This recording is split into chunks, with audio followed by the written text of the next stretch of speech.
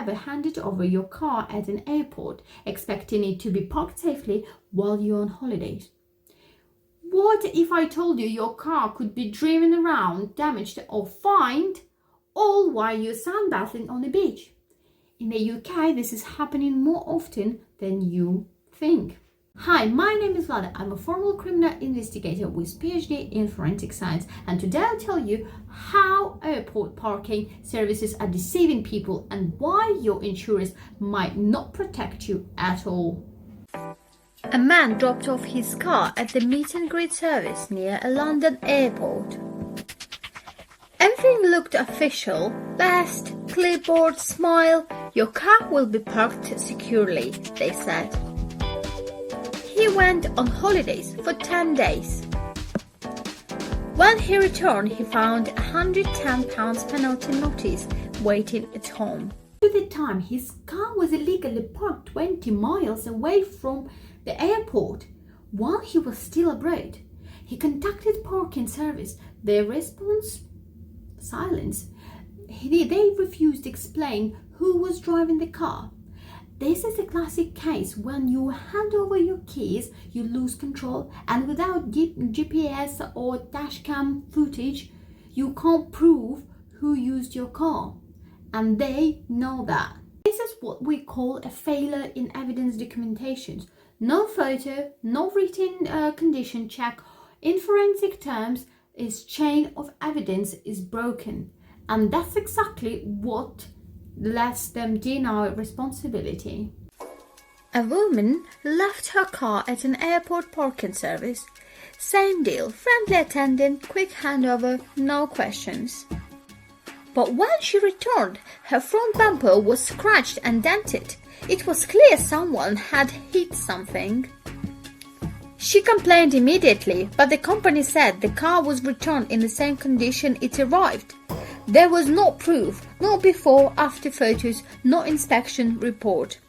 These aren't rare cases. I found a lot of similar stories. People find cars damaged, mileage mysteriously increased.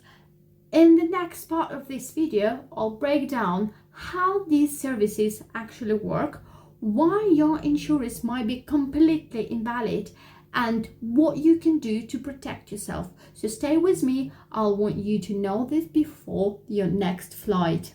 How does this actually happen? These services are often called meet and greet airport parking.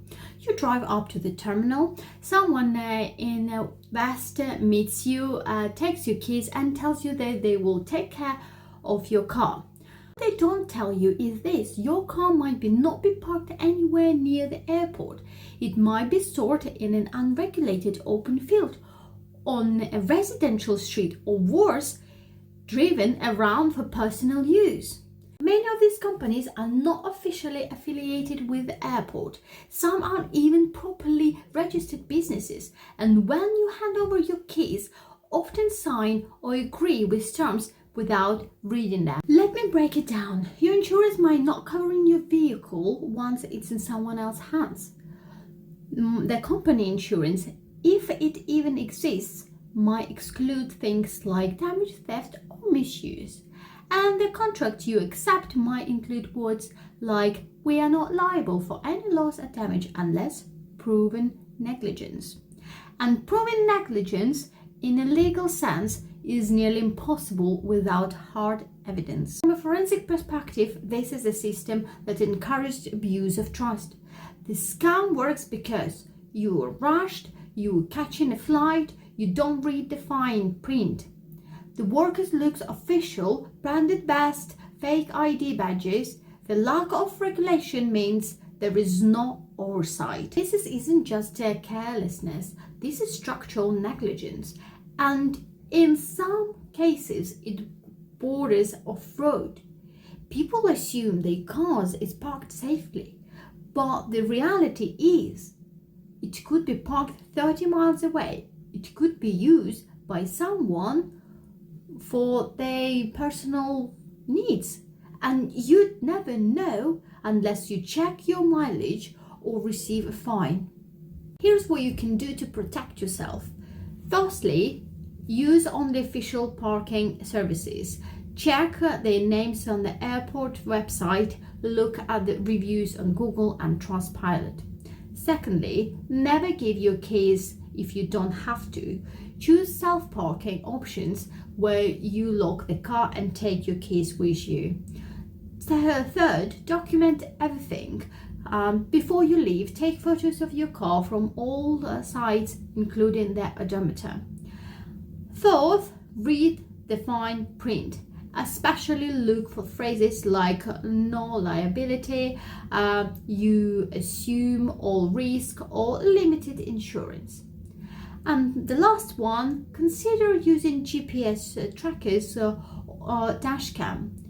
If anything happens, this becomes your key evidence. Fortunately, these stories are not rare. They could happen to anyone, but knowledge is power. If you had a bad experience with airport parking, share it in the comments.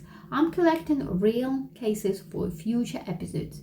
Subscribe for this channel for more investigations like this, and follow me on Instagram and TikTok for shorter real-life forensic insights.